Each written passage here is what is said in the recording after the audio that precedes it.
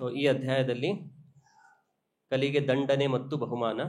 So Parikshit ಮಹಾರಾಜರು ಮಹಾಭಾರತ ಯುದ್ಧ ಆದ ಮೇಲೆ ಪಾಂಡವರು ನಿವೃತ್ತಿಯನ್ನು ಹೊಂದಿ ರಾಜ್ಯಭಾರವನ್ನು ಅವರ ಮೊಮ್ಮಗನಾದ ಪರೀಕ್ಷಿತ ಮಹಾರಾಜನಿಗೆ ವಹಿಸಿಕೊಡ್ತಾರೆ.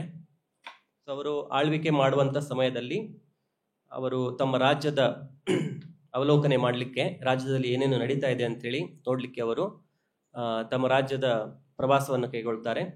ಸೊ ಆವಾಗ ಅವರಿಗೆ ಒಂದು ಪ್ರಾಂತ್ಯದಲ್ಲಿ ಒಬ್ಬ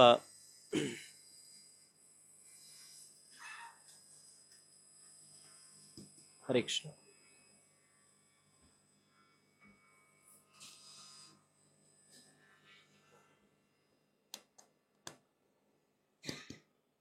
ಹರೇ ಕೃಷ್ಣ ಹರೇ ಕೃಷ್ಣ ಹರೇ ಕೃಷ್ಣ. ಓಕೆ. ಸೊ ಒಂದು ಪ್ರಾಂತ್ಯದಲ್ಲಿ ಒಬ್ಬ ರಾಜನ ವೇಷವನ್ನು ಧರಿಸಿದ ಒಬ್ಬ ವ್ಯಕ್ತಿ, ಅವನು ಒಂದು ಹಸು ಮತ್ತು ಒಂದು ಬುಲ್ ಎತ್ತನ್ನ ದಂಡಿಸ್ತಾ ಇರ್ತಾನೆ. ಸೊ ಅದನ್ನು ನೋಡಿಬಿಟ್ಟು ಪರೀಕ್ಷಿತ್ ಮಹಾರಾಜರು ಅವನಿಗೆ ಶಿಕ್ಷಿಸಲಿಕ್ಕೆ ಮುಂದೆ ಹೋಗ್ತಾರೆ.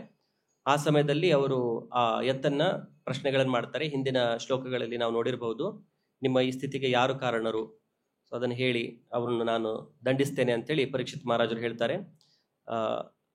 ಹಾಗೆ ಹೇಳ್ತಾ ಮುಂದೆ ಅವರು ಹೇಳ್ತಾ ಇರೋದು, ರಾಜ್ಞೋ ಹಿ ಪರಮೋ ಧರ್ಮೋ ಸ್ವಧರ್ಮಸ್ಥ ಅನುಪಾಲನಂ ಶಾಸತೋ ಅನ್ಯಾನ್ ಯಥಾಶಾಸ್ತ್ರಂ ಅನಾಪದಿ ಉತ್ಪಥಾನಿಹ.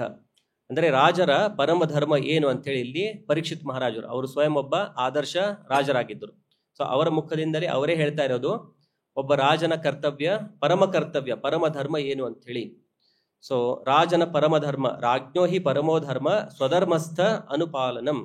ಸ್ವಧರ್ಮಸ್ಥ ಅಂದರೆ ಯಾರು ತಮ್ಮ ತಮ್ಮ ಸ್ವಧರ್ಮಗಳನ್ನು ಪಾಲನೆ ಮಾಡ್ತಾ ಇದ್ದಾರೆ, ಸೊ ಅಂತವರನ್ನು ಇವರು ರಕ್ಷಣೆ ಕೊಡಬೇಕು. ಸ್ವಧರ್ಮಸ್ಥ ಅನುಪಾಲನಂ. ಉದಾಹರಣೆಗೆ ನಾವು ಗೃಹಸ್ಥ ಅಂತ ಹೇಳ್ತೇವೆ. ಸೊ ಯಾರು ಗೃಹಸ್ಥರಾಗಿರ್ತಾರೋ ಗೃಹಸ್ಥ. ಅದೇ ತರ ಸ್ವಧರ್ಮಸ್ಥ ಅಂತಂದ್ರೆ ಯಾರು ತಮ್ಮ ಸ್ವಧರ್ಮವನ್ನು ಪಾಲನೆ ಮಾಡ್ತಾ ಇದ್ದಾರೆ. ಸೊ ಸ್ವಧರ್ಮಸ್ಥ ಅನುಪಾಲನಂ. ಸೊ ಅವರನ್ನು ಅವರು ಪಾಲನೆ ಮಾಡಬೇಕು, ಅಂದ್ರೆ ಅವರ ರಕ್ಷಣೆಯನ್ನು ಕೊಡಬೇಕು. ಸೊ ಅನುಪಾಲನೆ ಅಂತಂತಂದ್ರೆ ಶಾಸ್ತ್ರದಲ್ಲಿ ಹೇಳಿರೋ ಪ್ರಕಾರ ಅವರ ರಕ್ಷಣೆಯನ್ನು ಕೊಡಬೇಕು. ಈಗ ನನ್ಗೆ ಯಾವ ತರ ಅನ್ಸುತ್ತೆ, ನನಗನ್ಸಿದಂಗೆ ಅವರ ರಕ್ಷಣೆ ಕೊಡ್ಬೇಕಂದ್ರೆ ನಾನು ಅವರಿಗೆ ಈ ತರ ವ್ಯವಸ್ಥೆಯನ್ನು ಮಾಡಿಕೊಡ್ಬೇಕು. ತನ್ನ ಮನಸ್ಸಿಗೆ ಬಂದಂಗೆ ಅವರಿಗೆ ರಕ್ಷಣೆ ಕೊಡೋ ಹಾಗಿಲ್ಲ. ಶಾಸ್ತ್ರದಲ್ಲಿ ಏನು ಹೇಳಿದ್ದಾರೆ ಆ ತರ ಅವರಿಗೆ ರಕ್ಷಣೆಯನ್ನು ಕೊಡಬೇಕು. ಇದ್ರ ಭಾವಾರ್ಥದಲ್ಲಿ ನಾವು ನೋಡ್ತಾ ಇದ್ದೇವೆ. ಓಕೆ, ಅದಕ್ಕೂ ಮುಂಚೆ ಶಾಸತಃ ಅನ್ಯಾನ್ ಯಥಾಶಾಸ್ತ್ರಂ. ಸೊ ಅನ್ಯಾನ್ ಅಂತಂತಂದ್ರೆ ಬೇರೆಯವರು.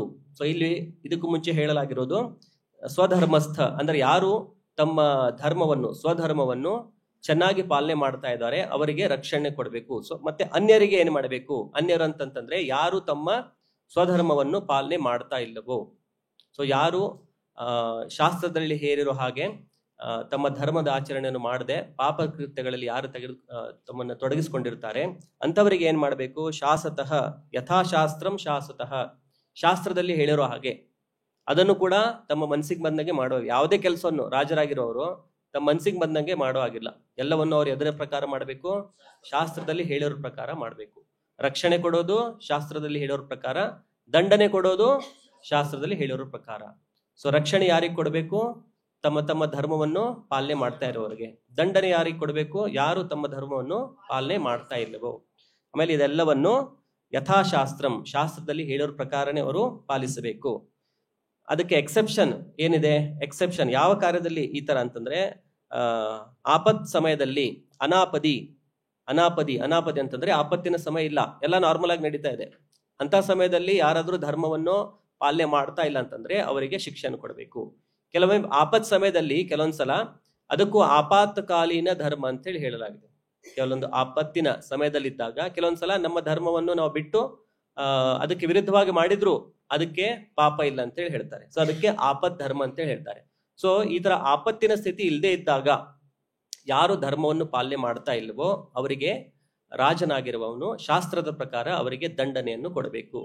ಈ ಆಪತ್ಕಾಲಿಗೆ ಪ್ರಭುಪಾದರು ಒಂದು ಉದಾಹರಣೆ ಕೊಟ್ಟಿದ್ದಾರೆ. ಕೆಲವೊಂದು ಸಮಯದಲ್ಲಿ ವಿಶ್ವಾಮಿತ್ರರಿಗೆ ಅಂತ ಆಪತ್ತಿನ ಪರಿಸ್ಥಿತಿಯಲ್ಲಿ ಅವರಿಗೆ ನಾಯಿ ಮಾಂಸವನ್ನು ತಿಂದು ಬದುಕುವಂತಹ ಪರಿಸ್ಥಿತಿ ಬಂದಿತ್ತು. ಸೊ ಬಹುಶಃ ಅವರಿಗೆ ಯಾವುದೋ ಒಂದು ಸ್ಥಾನದಲ್ಲಿ ತಿನ್ಲಿಕ್ಕೆ ಏನೂ ಇರಲಿಲ್ಲ ಅಂತ ಹೇಳಿ ಅನ್ಸುತ್ತೆ. ಸೊ ಅವಾಗ ಈ ಶರೀರವನ್ನು ಕಾಪಾಡೋದು ಅವಾಗ ಮುಖ್ಯವಾಗುತ್ತೆ. ಸೊ ಬಟ್ ಏನೂ ತಿನ್ಲಿಕ್ಕೆ ಇಲ್ಲದೆ ಇದ್ದಾಗ ಅವರು ನಾಯಿ ಮಾಂಸವನ್ನು ತಿಂದು ತಮ್ಮ ಜೀವನವನ್ನು ಸ್ವಲ್ಪ ಕಾಲಕ್ಕೆ ನಡೆಸಿದ್ರು ಅಂತೇಳಿ ಶಾಸ್ತ್ರದಲ್ಲಿ ಹೇಳಲಾಗಿದೆ. ಅವರು ಹಾಗೆ ಮಾಡಿದ್ರು, ಅದು ಕೂಡ ಅದನ್ನ ಅವರು ಧರ್ಮವನ್ನು ಅವರು ಭಂಗ ಮಾಡಿದ್ರು ಅಂತ ಹೇಳಿ. ಯಾಕಂದ್ರೆ ಅವರು ಆಪತ್ತಿನ ಸಮಯದಲ್ಲಿ ಅಂತಹ ಕಾರ್ಯವನ್ನು ಮಾಡಿದ್ದಾರೆ, ಸಾಮಾನ್ಯ ಸಮಯದಲ್ಲಿ ಅಲ್ಲ. ಆಪತ್ತಿನ ಸಮಯದಲ್ಲಿ ಈ ತರ ಕೆಲವೊಂದ್ಸಲ ಆದ್ರೂ ಕೂಡ ಅದನ್ನ ಪಾಪ ಅಂತ ಹೇಳಿ ಕನ್ಸಿಡರ್ ಮಾಡ್ಲಿಕ್ಕೆ ಆಗುದಿಲ್ಲ. ಆದ್ರೆ ಸಾಮಾನ್ಯ ಸಮಯದಲ್ಲಿ ಯಾವುದೇ ವ್ಯಕ್ತಿಯು ಕೂಡ ತನ್ನ ಧರ್ಮವನ್ನು ಪಾಲನೆ ಮಾಡದೆ ಇರಬಾರ್ದು. ಯಾವಾಗಲೂ ತನ್ನ ಧರ್ಮ ಏನಿದೆ ಅದನ್ನು ಪಾಲನೆ ಮಾಡಲೇಬೇಕು.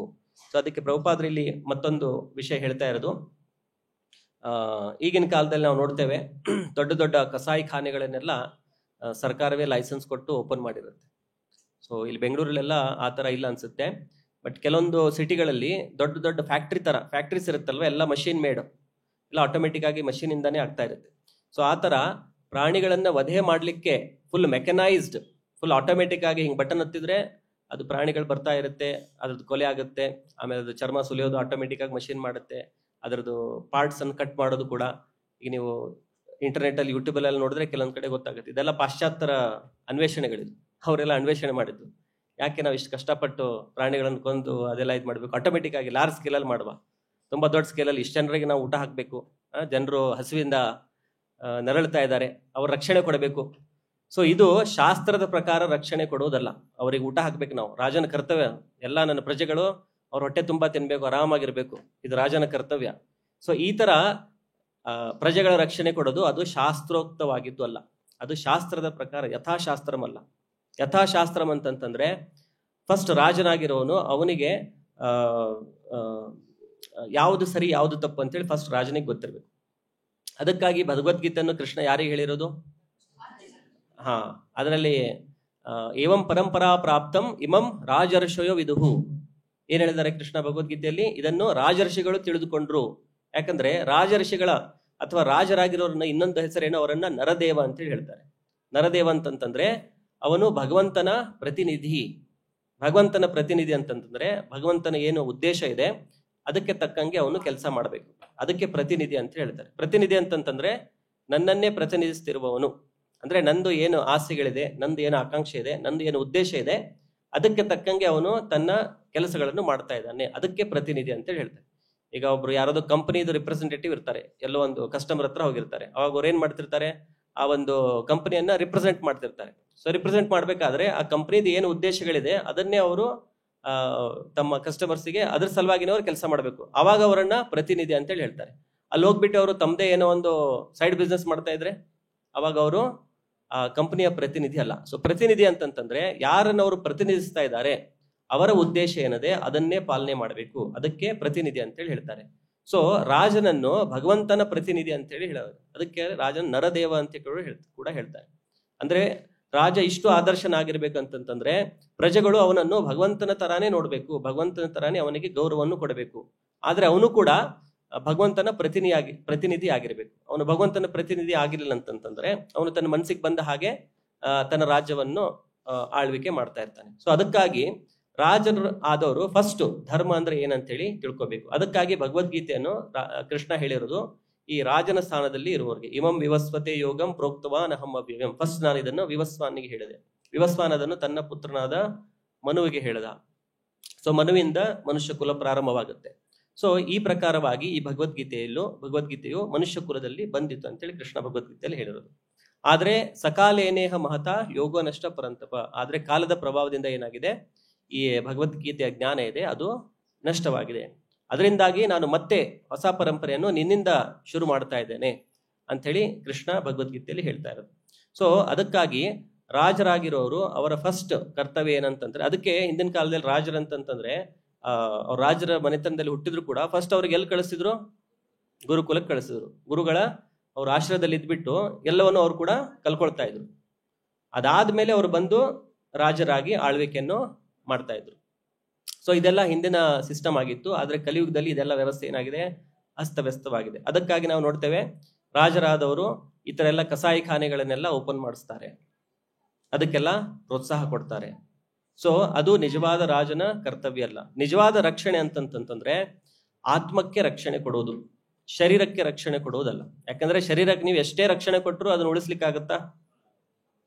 ಎಷ್ಟೇ ಅರೇಂಜ್ಮೆಂಟ್ ಮಾಡಿ, ಏನ್ ಬೇಕಾದ್ರೂ ಮಾಡಿ, ಅದನ್ನ ಉಳಿಸ್ಲಿಕ್ಕಾಗತ್ತಾ? ಆಗಲ್ಲ.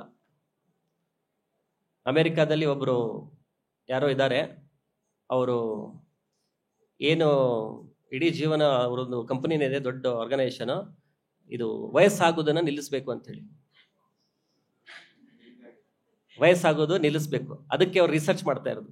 ಅಂದ್ರೆ ಅವ್ರ ದಿವಸಕ್ಕೆ ಇಷ್ಟು ಮಾತ್ರೆಗಳನ್ನ ತಗೊಳ್ತಾರೆ, ಏಜಿಂಗ್ ಅನ್ನ ಸ್ಟಾಪ್ ಮಾಡಬೇಕು. ಅವ್ರ ಹೆಸರು ಏನೋ ಇದೆ, ನಿನ್ನೆ ನ್ಯೂಸ್ ಅಲ್ಲಿ ಏನೋ ಒಂದು ಬಂದಿತ್ತು ಅವ್ರ ಬಗ್ಗೆ. ಅವ್ರು 6 ವರ್ಷದಿಂದ ಯಾವುದೋ ಒಂದು ಔಷಧಿ ತಗೊಳ್ತಾ ಇದ್ರು. ಅದರಿಂದ ಏಜ್ ಆಗೋದು ಸ್ಲೋ ಆಗುತ್ತೆ. ಅವ್ರಿಗೂ ಗೊತ್ತಿದೆ ನಿಲ್ಲಿಸ್ಲಿಕ್ಕೆ ಆಗಲ್ಲ ಅಂತೇಳಿ, ಆದ್ರೆ ಅದನ್ನ ಸ್ವಲ್ಪ ಸ್ಲೋ ಮಾಡುವ ಅಂತೇಳಿ. ಈಗ 50 ವರ್ಷ ಆದ್ರೂ ಕೂಡ ನಾನು 40 ವರ್ಷದವ್ರ ತರ ನನ್ನ ಶರೀರ ಇರಬೇಕು. ಅಂದ್ರೆ ನಾನು ಈ ವಯಸ್ಸಾಗುವ ಏನು ಗತಿ ಇದೆ ಅದನ್ನು ನಾನು ಸ್ಲೋ ಮಾಡ್ತಾ ಇದ್ದೇನೆ. ಅದಕ್ಕೆ ಅವ್ರು ಎಷ್ಟೋ ವರ್ಷಗಳಿಂದ ಏನೋ ತಿನ್ನೋದೆಲ್ಲ ಏನೇನೋ ತಿಂತಾರೆ, ಆಮೇಲೆ ಏನೇನೋ ಕೆಮಿಕಲ್ಸ್ ಅನ್ನೆಲ್ಲ ಔಷಧಿ ತರ ತಗೊಳ್ತಾರೆ. ಸೊ ಅವ್ರು 6 ವರ್ಷದಿಂದ ಯಾವುದೋ ಒಂದು ಕೆಮಿಕಲ್ನ ಔಷಧಿಯನ್ನು ತಗೊಳ್ತಾ ಇದ್ರು.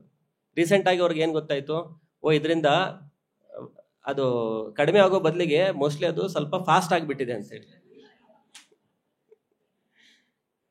ಸೊ ನಿನ್ನೆ ನ್ಯೂಸ್ ಅಲ್ಲಿ ಬಂದಿತ್ತು ಅದು. ಸೊ ಅವ್ರಿಗೆ ಈಗ ಗೊತ್ತಾಯ್ತು, ಅದನ್ನ ನಾನು ಸ್ಟಾಪ್ ಮಾಡ್ತಾ ಇದ್ದೇನೆ ಅಂತ ಹೇಳಿ. ಆಮೇಲೆ ಇದರಿಂದ ನಾನು ಕಲ್ಕೊಳ್ತಾ ಇದ್ದೇನೆ ಅಂತ ಹೇಳ್ತಾ ಇದ್ರು. ಇದೆಲ್ಲ ಲರ್ನಿಂಗ್ ಪ್ರೊಸೆಸ್, ಇದು ಲರ್ನಿಂಗ್ ಪ್ರೊಸೆಸ್ ಈ ತರ ಆಗ್ತಾ ಇರುತ್ತೆ. ಸೊ ಅವರಿಗೆ ನಿಜವಾದ ಜೀವನದ ಉದ್ದೇಶ ಏನಂತ ಹೇಳಿನೇ ಗೊತ್ತಿಲ್ಲ. ಅಂದ್ರೆ ಆತ್ಮದ ಬಗ್ಗೆ ಜ್ಞಾನ ಇಲ್ಲ. ಆಕ್ಚುಲಿ ಶಾಶ್ವತರಾಗಿ ಇರ್ಬೇಕಂತೇಳಿ ಎಲ್ರಿಗೂ ಆಸೆ ಇದೆ ಅಲ್ವಾ? ಯಾಕೆ ಅವ್ರು ಅಷ್ಟೆಲ್ಲ ಕಷ್ಟಪಡ್ತಾ ಇರೋದು, ಇಷ್ಟೆಲ್ಲ ದುಡ್ಡು ಖರ್ಚು ಮಾಡ್ತಾ ಇರೋದು? ಯಾಕಂದ್ರೆ ನಮಗೆಲ್ರಿಗೂ ಆಸೆ ಇರೋದೇನು, ನಾವು ಶಾಶ್ವತವಾಗಿ ಇರಬೇಕು. ಯಾರಿಗೂ ಸಾಯ್ಲಿಕ್ಕೆ ಇಷ್ಟ ಇಲ್ಲ, ಯಾರಿಗೂ ವಯಸ್ಸಾಗ್ಲಿಕ್ಕೆ ಇಷ್ಟ ಇಲ್ಲ. ಯಾಕೆ ನಮ್ಗೆ ಆ ತರ ಆಸೆ ಇದೆ ಅಂತಂತಂದ್ರೆ, ನಾವು ಈ ಶರೀರ ಅಲ್ಲ, ನಾವು ಈ ಶರೀರದ ಒಳಗಡೆ ಇರುವಂತ ಆತ್ಮ. ಶರೀರ ನಮ್ಮ ಮೇಲೆ ಇದು ಒಂದು ಹೊರಗಡೆಯಿಂದ ಒತ್ತಾಯವಾಗಿ ಭೌತಿಕ ಶರೀರ, ಒಳಗಡೆ ನಮಗೆ ಆಧ್ಯಾತ್ಮಿಕ ಶರೀರ ಇದೆ. ಆದ್ರೆ ಅದ್ರ ಮೇಲೆ ಒಂದು ಭೌತಿಕ ಶರೀರವನ್ನ, ಹೇಗೆ ನಾವು ಈಗ ಶರ್ಟ್ ಹಾಕೊಳ್ತೇವೆ, ಆದ್ರೆ ಒಳಗಡೆ ಆಕ್ಚುಲ್ ವ್ಯಕ್ತಿ ಯಾರು? ನಾನು. ಆದ್ರೆ ನನ್ನ ಮೇಲೆ ನಾನು ಈ ತರ ಶರ್ಟ್ ಹಾಕೊಂಡಿದ್ದೆ, ನನಗೆ ಕೈ ಕಾಲಿದೆ. ಶರ್ಟಿಗೆ ಕೈ ಕಾಲಿದೆಯಾ? ಶರ್ಟಿಗೆ ಇದೆಯಾ ಕೈ? ಆದ್ರೆ ಶರ್ಟಿಗೂ ಕೈ ಇದೆ. ಯಾಕೆ? ನನಗೆ ಕೈ ಇರೋದ್ರಿಂದ ಶರ್ಟಿಗೆ ಕೂಡ ಟೇಲರ್ ಕೈ ಮಾಡಿದ್ದಾರೆ ಅಲ್ವಾ? ಅದೇ ತರ ಈಗ ನಾವೆಲ್ಲ, ನಮಗೆ ಕಣ್ಣು, ಕಿವಿ, ನಾಲ್ಗೆ ಎಲ್ಲ ಇಂದ್ರಿಯಗಳಿದೆ ಅಲ್ವಾ? ಯಾಕೆ ಇದೆ ಈ ಶರೀರಕ್ಕೆ? ಯಾಕಂದ್ರೆ ಆತ್ಮಕ್ಕೆ ಇದೆಲ್ಲ ಇರೋದ್ರಿಂದ ಶರೀರಕ್ಕೆ ಕೂಡ ಅದೇ ತರ ಶರೀರವನ್ನು ಹೊಲಿದು ಬಿಟ್ಟಿದ್ದಾರೆ ಪ್ರಕೃತಿ. ಆಮೇಲೆ ನೀವು ನೋಡ್ಬೋದು, ಎಲ್ಲಾ ಜೀವಿಗಳಲ್ಲಿ ಕಣ್ಣಿದೆ ಅಲ್ವಾ? ಪ್ರಾಣಿಗಳಿಗೂ ಕಣ್ಣಿದೆ, ಪಕ್ಷಿಗಳಿಗೂ ಕಣ್ಣಿದೆ, ನೀರಿನಲ್ಲಿರೋ ಜೀವಿಗಳಿಗೂ ಕಣ್ಣಿದೆ, ಎಲ್ಲಾ ಜೀವಿಗಳಿಗೂ ಕಾಲಿದೆ ಅಲ್ವಾ? ಗಿಡ ಮರಗಳಲ್ಲಿ ನೀವು ನೋಡೋಲ್ಲ, ಗಿಡ ಮರಗಳಿಗೆ ಕಾಲಿಲ್ಲ, ಕಣ್ಣಿಲ್ಲ. ಆದ್ರೆ ಒಳಗಡೆ ಇರೋ ಆತ್ಮಕ್ಕೆ ಇದೆ. ಅದು ಗಿಡ ಮರ ಅಂತಂದ್ರೆ ಅದು ಸ್ವಲ್ಪ ಸಿವಿಯರ್ ಪನಿಷ್ಮೆಂಟ್. ಸಿವಿಯರ್ ಪನಿಷ್ಮೆಂಟ್ ಅಂದ್ರೆ ನಿಮ್ ಕೈಕಾಲು ಕಟ್ ಹಾಕಿ ಒಂದ್ ಕಡೆ ನಿಲ್ಸ್ಬಿಟ್ರೆ ಪನಿಷ್ಮೆಂಟ್ ಅಲ್ವಾ? ಅದೇ ತರ ಆತ್ಮಕ್ಕೆ ಅದು ತುಂಬಾ ಪಾಪ ಕರ್ಮಗಳನ್ನು ಮಾಡಿದ್ರೆ ಕೆಲವು ಸಮಯ ನೀನು ಗಿಡ ಮರದ ತರ ಇರಬೇಕು. ಅಂದ್ರೆ ನಿಂದೆಲ್ಲ ಫ್ರೀಡಮ್ ಅನ್ನ ಕಟ್ ಮಾಡ್ಬಿಡ್ತಾರೆ. ಪನಿಷ್ಮೆಂಟ್ ಅಂದ್ರೆ ಏನು? ನಮ್ ಫ್ರೀಡಮ್ ಅನ್ನ ಕಟ್ ಮಾಡ್ತಾರೆ. ಈಗ ಜೈಲಲ್ಲಿ ಹಾಕೋದಂತ ಏನಾದ್ರು ನೀನ್ ಸ್ವತಂತ್ರವಾಗಿ ಇರುವ ಹಾಗಿಲ್ಲ. ಯಾಕಂದ್ರೆ ಸ್ವತಂತ್ರ ಇದ್ದಾಗ ನೀನ್ ತುಂಬಾ ಉಪದ್ರ ಮಾಡ್ತಾ ಇದೀಯಾ, ಬೇರೆಯವ್ರಿಗೆ ತೊಂದರೆ ಕೊಡ್ತಾ ಇದೀಯಾ. ಅದಕ್ಕಾಗಿ ಏನ್ ಮಾಡ್ಬೇಕು, ಸ್ವಲ್ಪ ದಿವಸ ನಿನಗೆ ಇಲ್ಲಿ ಹಾಕಿ ಒಳಗಡೆ ಹಾಕಿ ಕೂಡಿಡ್ತೇವೆ. ಅವಾಗ ಸ್ವಲ್ಪ ಬುದ್ಧಿ ಬಂದ ಮೇಲೆ ಮತ್ತೆ ನಿನಗೆ ಹೊರಗಡೆ ಬಿಡ್ತೇವೆ. ಆಗ ನೀವು ಬೇರೆಯವರಿಗೆ ಉಪದ್ರ ಮಾಡಬಾರ್ದು. ಸೊ ಅದೇ ತರ ಪಾಪ ಮಾಡಿರುವಂತ ಆತ್ಮಗಳಿಗೆ ಕೆಲವೊಂದ್ಸಲ ಈ ಗಿಡ ಮರಗಳ ಶರೀರ ಕೂಡ ಸಿಗುತ್ತೆ. ಅದು ನಮಗೆ ಕೃಷ್ಣ ಬುಕ್ ಅಲ್ಲಿ ನೀವು ಓದಿರ್ಬೋದು. ಯಾರು ಗಿಡ ಮರ ಆಗಿರ್ತಾರೆ? ನಳಕುಬೇರ ಅಲ್ವಾ? ನಾರದ ಮುನಿ ಶಾಪದಿಂದ ಅವರು ಗಿಡ ಮರ ಆಗ್ಬಿಟ್ಟಿರ್ತಾರೆ. ಆಕ್ಚುಲಿ ಅವರು ಒಳಗಡೆ ಇರೋದು ಆತ್ಮನೆ, ನಿಮ್ ತರ ಆತ್ಮನೆ. ಆದ್ರೆ ಕೆಲವು ಸಮಯದವರೆಗೆ ಅವರಿಗೆ ಆ ತರ ಶಾಪಗ್ರಸ್ತರಾಗಿರುತ್ತಾರೆ. ಸೊ ಶಾಪದಿಂದಾಗಿ ಅಥವಾ ತಮ್ಮ ಕರ್ಮದ ಫಲವಾಗಿ ಎಷ್ಟೋ ಜೀವಿಗಳು ಈ ಗಿಡ ಮರಗಳ ರೂಪದಲ್ಲಿ ಕೂಡ ಇರುತ್ತೆ. ಆದ್ರೆ ಒಳಗಡೆ ಇರುವ ಆತ್ಮಕ್ಕೆ ಕಣ್ಣು, ಕಿವಿ, ಇದೆಲ್ಲ ಇಂದ್ರಿಯಗಳು, ಕರ್ಮೇಂದ್ರಿಯ, ಜ್ಞಾನೇಂದ್ರಿಯ, ಬುದ್ಧಿ, ಇದೆಲ್ಲ ಇದೆ, ಮನಸ್ಸು, ಬುದ್ಧಿ ಎಲ್ಲ ಇದೆ. ಆದರೆ ಹೊರಗಡೆ ಇದು ಭೌತಿಕ ಒಂದು ನಮಗೆ ಶರೀರ ಸಿಕ್ಕೊಂಡಿರುತ್ತೆ.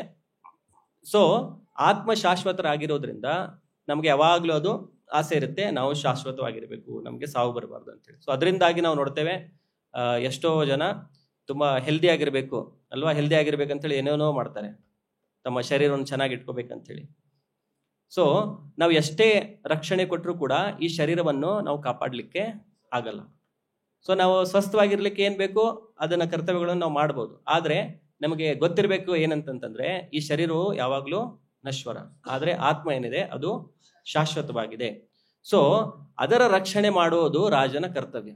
ಯಾಕಂದ್ರೆ ಶರೀರಕ್ಕೆ ನಾನು ಏನೇ ಮಾಡಿದ್ರು ಅದ್ರ ರಕ್ಷಣೆ ಮಾಡ್ಲಿಕ್ಕೆ ಆಗಲ್ಲ. ಸೊ ಧರ್ಮದ ಪ್ರಕಾರ, ಶಾಸ್ತ್ರದ ಪ್ರಕಾರ ಈ ಶರೀರಕ್ಕೆ ನಾವು ಎಷ್ಟು ಮೇಂಟೆನೆನ್ಸ್ ಅನ್ನ ಕೊಡಬೇಕು ಅಷ್ಟು ಮೇಂಟೆನೆನ್ಸ್ ಅನ್ನ ನಾವು ಕೊಡಬೇಕು. ಆದ್ರೆ ನಮ್ಮ ನಿಜವಾದ ಕರ್ತವ್ಯ ಏನಿರಬೇಕೆ, ನಮ್ಮ ಆತ್ಮದ ರಕ್ಷಣೆ. ಆತ್ಮವನ್ನು ನಾನು ಹೇಗೆ ರಕ್ಷಿಸಿಕೊಳ್ಳಬೇಕು?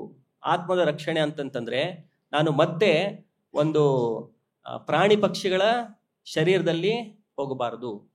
ಅದು ಆತ್ಮದ ನಿಜವಾದ ರಕ್ಷಣೆ. ಆತ್ಮನ್ನು ಕಾಪಾಡೋದು ಅಂತಂದ್ರೆ ಏನು? ನಾನು ಮತ್ತೆ ಒಂದು ಪ್ರಾಣಿ ಪಕ್ಷಿಯ ಜನ್ಮದಲ್ಲಿ, ಗಿಡ ಮರದ ಜನ್ಮದಲ್ಲಿ, ಅಥವಾ ನೀರಿನಲ್ಲಿರುವಂತಹ ಜೀವಿ ಆಗಲಿ ಅಥವಾ ಕ್ರಿಮಿಕೀಟೆ ಆಗಬಾರದು. ಅದು ಆತ್ಮದ ನಿಜವಾದ ರಕ್ಷಣೆ. ಸೊ ಅದು ಆಗದೆ ಇಲ್ಲ ಅಂತಂತಂದ್ರೆ ನೆಕ್ಸ್ಟ್ ಏನಾಗ್ಬೋದು? ನಾನು ಮತ್ತೊಂದು ಮನುಷ್ಯ ಜನ್ಮನೇ ಪಡ್ಕೋಬಹುದು.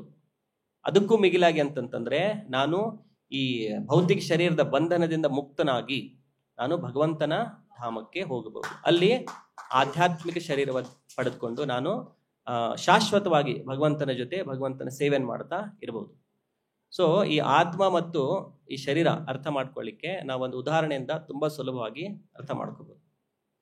ಈಗ ಚಿನ್ನ ಇದೆ ಅಲ್ವಾ, ಬಂಗಾರ, ಗೋಲ್ಡ್, ಆಮೇಲೆ ಕಬ್ಬಿಣ ಇದೆ, ಐರನ್, ಎರಡು ಕೂಡ ಒಂದು ಮೆಟಲ್ ಅಲ್ವಾ, ಎರಡು ಮೆಟಲ್.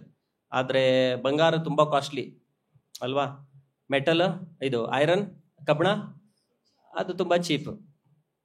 ನಾವು ಕಬ್ಬಿಣದ ಒಡವೆಯನ್ನು ಹಾಕೊಳ್ತೇವಾ?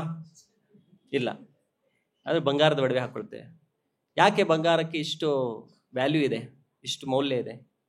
ಏನ್ ಕಾರಣ? ಗೋಲ್ಡ್ ಏನಿದೆ ಅದಕ್ಕೆ ಅದು ನಾಶವಾಗುವುದಿಲ್ಲ ಅಲ್ವಾ. ಎಷ್ಟೋ ತಲೆತಲಾಂತರಗಳು ಬಂದಿದ್ರು ಕೂಡ ಅಜ್ಜಿದು, ಅವ್ರ ಅಜ್ಜಿದು, ಮುತ್ತಜ್ಜಿದು, ಅವ್ರದ್ದು ಗೋಲ್ಡ್ ಇದೆ ಅಂತೇಳಿ ಕೆಲವೊಂದ್ಸಲ ಹೇಳ್ತಾರೆ. ಸೊ ಎಷ್ಟೇ ದಿನಗಳಾದ್ರೂ ಕೂಡ ಗೋಲ್ಡ್ ಏನಾಗುತ್ತೆ, ಅದು ಹಾಗೇ ಇರುತ್ತೆ, ಅದಕ್ಕೆ ಏನೂ ಆಗಲ್ಲ. ಆದ್ರೆ ಕಬ್ಬಿಣ ಏನಾಗುತ್ತೆ, ತುಕ್ಕು ಹಿಡಿದು ಹಾಳಾಗೋಗ್ಬಿಡುತ್ತೆ. ಸೊ ಈಗ ಆತ್ಮ ಮತ್ತೆ ಶರೀರವನ್ನು ನೀವು ಇದು ಗೋಲ್ಡ್ ಮತ್ತೆ ಐರನ್, ಬಂಗಾರ ಮತ್ತೆ ಕಬ್ಬಿಣಕ್ಕೆ ಹೋಲಿಸಬಹುದು. ಸೊ ನಮ್ಮ ಆತ್ಮ ಏನಿದೆ ಅದು ಗೋಲ್ಡ್ ಇದ್ದಂಗೆ, ಆದ್ರೆ ಶರೀರ ಏನಿದೆ ಅದು ಕಬ್ಬಿಣ ಇದ್ದಂಗೆ. ಸೊ ಅದು ಟೈಮ್ ಹೋದಂಗೆ ಏನಾಗುತ್ತೆ, ಅದು ತುಕ್ಕು ಹಿಡಿದು ಹಾಳಾಗಿ ಹೋಗುತ್ತೆ. ಆದ್ರೆ ಒಳಗಡೆಯಿಂದ ನಾವು ನಮ್ದು ಬಂಗಾರದ ತರ ಇರೋದ್ರಿಂದ ನಮ್ಗೆ ಆಸೆ ಏನು, ನಾನು ಹೀಗೆ ಇರಬೇಕು, ಶಾಶ್ವತವಾಗಿನೇ ಇರಬೇಕು. ಆದ್ರೆ ಹೊರಗಡೆ ಸಿಕ್ಕಿರೋ ಶರೀರ ಏನಿದೆ ಅದು ಮಟೀರಿಯಲ್ ಬಾಡಿ, ಭೌತಿಕ ವಸ್ತುಗಳಿಂದ ಆಗಿರೋದು, ಚಿನ್ಮಯ ಅಲ್ಲ, ಅದು ಪಂಚಭೂತದಿಂದ ಆಗಿರೋದು. ಸೊ ಅದು ಪಂಚಭೂತದ ಗುಣ ಏನಂತಂದ್ರೆ ಅದು ಯಾವಾಗಲೂ ವಿಕಾರ ಆಗ್ತಾ ಇರುತ್ತೆ, ಅದ್ರ ಟ್ರಾನ್ಸ್ಫಾರ್ಮೇಶನ್ ಆಗ್ತಾನೆ ಇರುತ್ತೆ, ಚೇಂಜ್ ಆಗ್ತಾ ಇರುತ್ತೆ. ಅಧಿಭೂತಂ ಕ್ಷರೋಭಾವ, ಕೃಷ್ಣ ಭಗವದ್ಗೀತೆಯಲ್ಲಿ ಹೇಳ್ತಾರೆ. ಅದು ಯಾವಾಗ್ಲೂ ಕ್ಷರವಾಗುತ್ತೆ ಅಂದ್ರೆ ನಾಶವಾಗ್ತಾನೆ ಇರುತ್ತೆ ಅಂತ. ಎಷ್ಟೇ ನೀವು ಅದನ್ನು ಪ್ರಯತ್ನ ಪಟ್ಟರು ಕೂಡ ಅದನ್ನ ಹಾಗೆ ಇಡ್ಲಿಕ್ಕೆ ಆಗಲ್ಲ. ಸೊ ಈಗ ಈ ಬಂಗಾರದ ಆತ್ಮಕ್ಕೆ ಶರೀರ ಕೂಡ ಬಂಗಾರದ ಸಿಕ್ಕರೆ ಏನಾಗುತ್ತೆ, ಗೋಲ್ಡನ್ ಸೋಲ್, ಗೋಲ್ಡನ್ ಬಾಡಿ, ಅವಾಗ ಏನಾಗುತ್ತೆ? ಪ್ಯೂರ್ ಸೋಲ್, ಗ್ರೇಟ್ ಸೋಲ್. ಅವಾಗ ಅದಕ್ಕೆ ಮೃತ್ಯು ಇರೋದಿಲ್ಲ, ಶರೀರ ನಾಶ ಆಗೋದಿಲ್ಲ. ಹೇಗೆ ಕಬ್ಬಿಣದ ಶರೀರ ನಾಶ ಆಗಿ ತುಕ್ಕು ಹಿಡಿದು ಹೋಗ್ತಾ ಇದೆ ಅಲ್ವಾ, ಆದ್ರೆ ಬಂಗಾರದ ಶರೀರ ಸಿಕ್ಬಿಟ್ರೆ ಏನಾಗುತ್ತೆ, ನಾಶವಾಗೋದಿಲ್ಲ. ಆಕ್ಚುಲಿ ನಾವೆಲ್ಲ ಬಯಸ್ತಾ ಇರೋದೇನು ಅದೇ. ಆದ್ರೆ ನಾವು ಈ ಭೌತಿಕ ಶರೀರದಲ್ಲಿ ಈ ಆಧ್ಯಾತ್ಮಿಕ ಸುಖವನ್ನು ಪಡೆದುಕೊಳ್ಳಿಕ್ಕೆ ಪ್ರಯತ್ನ ಪಡ್ತಾ ಇದ್ದೇವೆ. ಆಮೇಲೆ ಅದರಲ್ಲಿ ಯಾವಾಗ್ಲೂ ನಾವು ಫೇಲ್ ಆಗ್ತಾ ಇದ್ದೇವೆ, ಫೇಲ್ ಆಗಿ ಫ್ರಸ್ಟ್ರೇಟ್ ಆಗ್ತಾ ಇದ್ದೇವೆ. ಸೊ ನಿಜವಾಗಿ ಸುಖ, ನಿಜವಾದ ಆನಂದ ಇರೋದು ಯಾವಾಗ ಅಂತಂತಂದ್ರೆ ನಾವು ಆಧ್ಯಾತ್ಮಿಕ ಶರೀರವನ್ನು ಪಡೆದುಕೊಂಡಾಗ. ಸೊ ಆತ್ಮದ ರಕ್ಷಣೆ ಅಂತಂತಂದ್ರೆ ಅದಕ್ಕೆ ಆಧ್ಯಾತ್ಮಿಕ ಶರೀರ ಸಿಗಬೇಕು. ಭಗವಂತನ ಧಾಮಕ್ಕೆ ಹೋದಾಗ ಆ ಆತ್ಮ ಏನಿದೆ ಆಧ್ಯಾತ್ಮಿಕ ಶರೀರವನ್ನು ಡೆವಲಪ್ ಮಾಡಿಕೊಳ್ಳುತ್ತೆ. ಸೊ ಇದು ನಿಜವಾದ ಆತ್ಮದ ರಕ್ಷಣೆ. ಸೊ ರಾಜನಾಗಿನವರ ಕರ್ತವ್ಯ ಏನಂತಂತಂದ್ರೆ ಮನುಷ್ಯ ಏನು ವಿಶೇಷವಾಗಿ ಮನುಷ್ಯರಿಗೆ, ಬೇರೆ ಜೀವಿಗಳಿಗೂ ರಕ್ಷಣೆ ಕೊಡಬೇಕು ರಾಜರಾದವರು, ಬಟ್ ವಿಶೇಷವಾದ ರಕ್ಷಣೆ ಕೊಡಬೇಕಾಗಿರೋದು ಮನುಷ್ಯರಿಗೆ. ಯಾಕಂದ್ರೆ ಈಗ ಅವರು ಆ ಉತ್ತುಂಗಕ್ಕೆ ಬಂದು ನಿಂತ್ಕೊಂಡಿದ್ದಾರೆ. ಈಗ ಇಲ್ಲಿಂದ ಹೋಗ್ಬೋದು, ಬೇರೆ ಏನು ಜೀವಿಗಳಿದೆ ಅಥವಾ ಬೇರೆ ಏನು ಶರೀರದಿದೆ ಅಲ್ಲಿಂದ ಹೋಗ್ಲಿಕ್ಕೆ ಸಾಧ್ಯ ಇಲ್ಲ.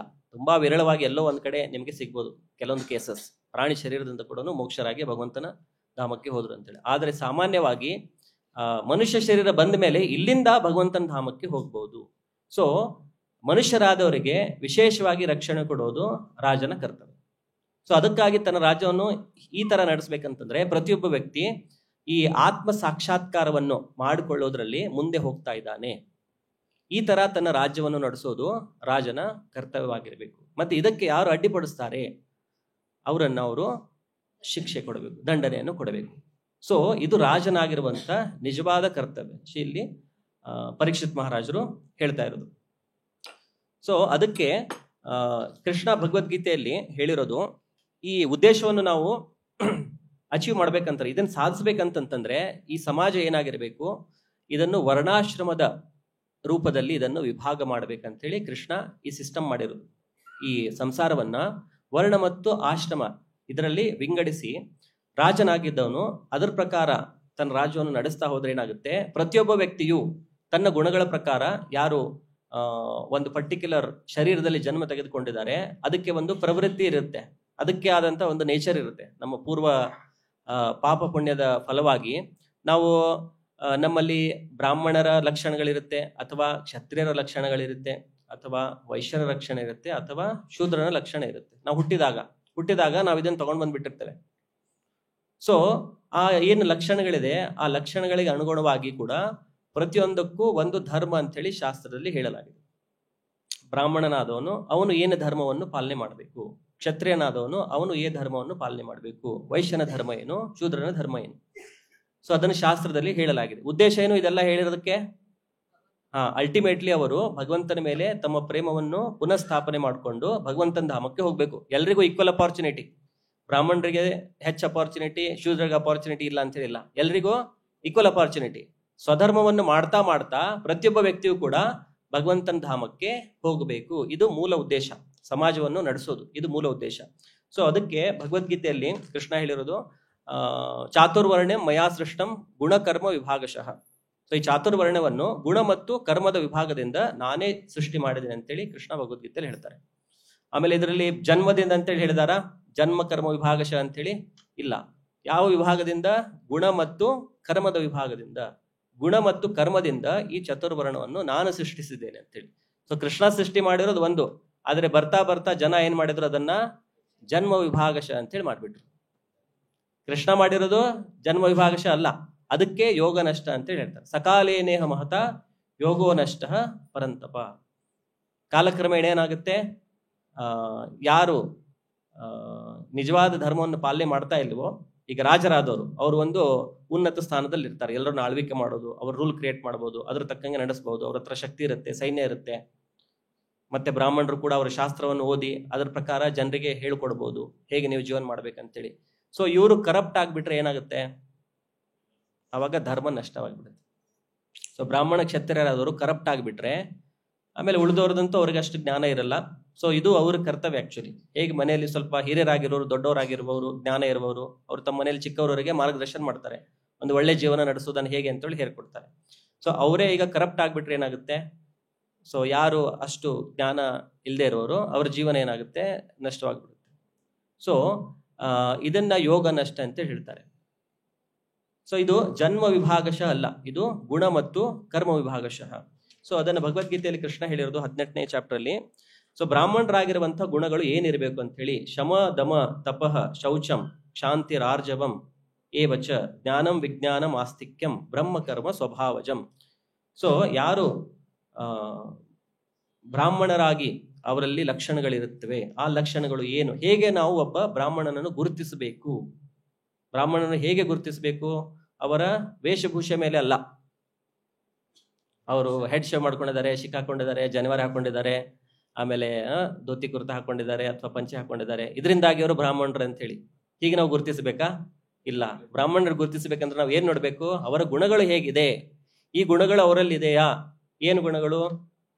ಶಮ ಅಂತಂದ್ರೆ ಪೀಸ್ಫುಲ್ ಆಗಿರೋದು. ಆಮೇಲೆ ದಮ ಅಂದ್ರೆ ಇಂದ್ರಿಯಗಳ ಮೇಲೆ ನಿಗ್ರಹ. ತಪಃ ಅಂದ್ರೆ ಅವರು ತಪಸ್ಸನ್ನು ಮಾಡ್ತಾ ಇರಬೇಕು, ಬೆಳಿಗ್ಗೆ ಬೇಗ ಹೇಳೋದು, ಆಮೇಲೆ ವ್ರತಗಳನ್ನು ಆಚರಣೆ ಮಾಡೋದು, ಏಕಾದಶಿ ಆಗಲಿ ಜನ್ಮಾಷ್ಟಮಿ ಆಗಲಿ ಅಂತ. ಆಮೇಲೆ ಸಾಮಾನ್ಯವಾಗಿ ಜೀವನ ನಡೆಸೋದು. ಶೌಚ ಅವರು ಕ್ಲೀನ್ ಆಗಿರ್ಬೇಕು. ಆಮೇಲೆ ಆರ್ಜವಂ ಅಂತಂದ್ರೆ ಸಿಂಪಲ್ ಆಗಿರೋದು, ತುಂಬಾ ಎಕ್ಸ್ಟ್ರಾವೆಗೆನ್ಸ್ ಅಲ್ಲ. ಆಮೇಲೆ ಜ್ಞಾನಂ ವಿಜ್ಞಾನಂ ಆಸ್ತಿಕ್ಯಂ, ದೇವರಲ್ಲಿ ಅವರಿಗೆ ಆಸ್ಥೆ ಇರಬೇಕು, ದೇವರಲ್ಲಿ ನಂಬಿಕೆ ಇರಬೇಕು, ಶಾಸ್ತ್ರದಲ್ಲಿ ನಂಬಿಕೆ ಇರಬೇಕು, ಮತ್ತೆ ಶಾಸ್ತ್ರದ ಜ್ಞಾನ ಇರಬೇಕು. ಶಾಸ್ತ್ರ ಜ್ಞಾನ ಅಷ್ಟೇ ಅಲ್ಲ, ಅದರ ವಿಜ್ಞಾನ ಅಂತಂತಂದ್ರೆ ಅದನ್ನು ಅವರು ತಮ್ಮ ಜೀವನದಲ್ಲಿ ಕೂಡ ಪಾಲನೆ ಮಾಡ್ತಾ ಇರಬೇಕು. ಸೊ ಯಾರಲ್ಲಿ ಈ ಲಕ್ಷಣಗಳು ನಿಮಗೆ ಕಾಣುತ್ತವೆ ಅಂತವರನ್ನ ಬ್ರಾಹ್ಮಣರು ಅಂತೇಳಿ ಹೇಳ್ತಾರೆ. ಶಮ ದಮ ತಪ ಶೌಚಂ ಶಾಂತಿರ್ ಆರ್ಜವಮೇವಚ ಜ್ಞಾನಂ ವಿಜ್ಞಾನಮಾಸ್ತಿಕ್ಯಂ ಬ್ರಹ್ಮಕರ್ಮ ಸ್ವಭಾವಜಂ. ಮತ್ತೆ ಕ್ಷತ್ರಿಯರನ್ನು ಹೇಗೆ ಗುರುತಿಸಬೇಕು, ಅವರ ಗುಣಗಳು ಏನು ಅಂತಂತಂದ್ರೆ ಶೌರ್ಯ, ತೇಜ, ಧೃತಿ, ದಾಕ್ಷ, ಯುದ್ಧೇ ಚಾಪಿ ಅಪಲಾಯನಂ, ದಾನಂ ಈಶ್ವರ ಭಾವಶ್ಚ ಕ್ಷಾತ್ರಂ ಕರ್ಮ ಸ್ವಭಾವಜಂ. ಕ್ಷತ್ರಿಯರುಗಳು ಏನಂತಂದ್ರೆ ಅವರು ತುಂಬಾ ಶೌರ್ಯವಂತರಾಗಿರ್ತಾರೆ, ಅವರಲ್ಲಿ ತುಂಬಾ ಶೌರ್ಯ ಇರುತ್ತೆ. ಆಮೇಲೆ ತೇಜ, ಆಮೇಲೆ ಧೃತಿ ಅಂತಂತಂದ್ರೆ ಒಂದು ನಿಶ್ಚಯ ಮಾಡಿದ್ರೆ ಇದನ್ನ ಮಾಡ್ಬೇಕಂತ ಹೇಳಿ ಅವರೊಂದನ್ನು ಸಾಧಿಸುವವರೆಗೂ ಅದನ್ನು ಬಿಡುವುದಿಲ್ಲ. ಸೊ ಅಂತಹ ನಿಶ್ಚಯ ಇರುತ್ತೆ ಧೃತಿ. ಆಮೇಲೆ ದಾಕ್ಷಂ ಅಂತಂದ್ರೆ ದಕ್ಷತೆ. ಏನೋ ಒಂದು ಕೆಲಸ ಆಯ್ತು ಅಂತಂತಂದ್ರೆ ಅವರು ತುಂಬಾ ಅದನ್ನ ಎಕ್ಸ್ಪರ್ಟ್ ಆಗಿ ಮಾಡ್ತಾರೆ. ಏನೋ ಒಂದು ಆರ್ಗನೈಸ್ ಮಾಡಬೇಕು ಅಂತಂದ್ರೆ ಇಮಿಡಿಯೇಟ್ಲಿ ಅವ್ರು ಹೌದು ಅಲ್ಲಿ ಕಾಂಟ್ಯಾಕ್ಟ್ ಮಾಡುವ, ಇಲ್ಲಿ ಕಾಂಟ್ಯಾಕ್ಟ್ ಮಾಡುವ, ಅಲ್ಲಿ ಇದು ಸಿಗುತ್ತೆ, ಇಲ್ಲಿ ಇದು ಸಿಗುತ್ತೆ, ಇಮಿಡಿಯೇಟ್ ಆಗಿ ಅದನ್ನ ಆರ್ಗನೈಸ್ ಮಾಡೋ ತರ ಇರಬೇಕು. ಅದರಲ್ಲಿ ಅವರ ರಿಸೋರ್ಸ್ಫುಲ್ ಆಗಿರ್ಬೇಕು. ಆಮೇಲೆ ಅವರಲ್ಲಿ ದಕ್ಷತೆ ಇರಬೇಕು. ಆಮೇಲೆ ಯುದ್ಧದ ಸಂದರ್ಭದಲ್ಲಿ ಯುದ್ಧವನ್ನು ಬಿಟ್ಟು ಓಡಿ ಹೋಗುವ ಹಾಗಿಲ್ಲ. ಯುದ್ಧೇ ಚಾಪಿ ಅಪಲಾಯನಂ. ಪ್ರಭುಪಾದರು ಹೇಳೋರ ಹಾಗೆ ಒಬ್ಬ ಕ್ಷತ್ರಿಯ ಯುದ್ಧಕ್ಕೆ ಹೋದ್ರೆ ಎರಡೇ ಔಟ್ಕಮ್. ಒಂದು ಯುದ್ಧದಲ್ಲಿ ಮರಣ ಹೊಲ್ಲೋದು, ಇಲ್ಲಾಂದ್ರೆ ವಿಜಯಾಗಿ ವಾಪಸ್ ಬರೋದು. ಎರಡೇ. ಮಧ್ಯದಲ್ಲಿ ಓಡಿ ಬರೋದು ಅದೆಲ್ಲ ಕ್ಷತ್ರಿಯರ ಲಕ್ಷಣಗಳು ಅಲ್ಲ. ಆಮೇಲೆ ದಾನವನ್ನು ಮಾಡೋದು, ಎಲ್ಲ ಸಂಗ್ರಹ ಮಾಡಿಕೊಂಡು ನನಗೆ, ನನ್ನ ಮಕ್ಕಳಿಗೆ, ಅವ್ರ ಮಕ್ಕಳಿಗೆ, ಇದು ಕ್ಷತ್ರಿಯರ ಲಕ್ಷಣ ಅಲ್ಲ. ಇದನ್ನು ದಾನ ಮಾಡೋದು ಅದು ಒಂದು ಅವರ ಲಕ್ಷಣ. ಆಮೇಲೆ ಈಶ್ವರ ಭಾವ ಅಂತಂದ್ರೆ ಲೀಡರ್ಶಿಪ್ ಅಂತಂದ್ರೆ ಏನೋ ಒಂದು ಆರ್ಗನೈಸ್ ಮಾಡ್ಬೇಕಂದ್ರೆ ಅದನ್ನ ಒಳ್ಳೇದಾಗಿ ಅದನ್ನ ಆರ್ಗನೈಸ್ ಮಾಡೋದು. ಕ್ಷಾತ್ರಂ ಕರ್ಮ ಸ್ವಭಾವಜಂ. ಸೊ ಈ ಗುಣಗಳು ಯಾರಲ್ಲಿ ಇರುತ್ತವೆಯೋ ಅವರನ್ನು ಕ್ಷತ್ರಿಯ ಅಂತೇಳಿ ವಿಂಗಡಣೆ ಮಾಡಲಾಗಿದೆ.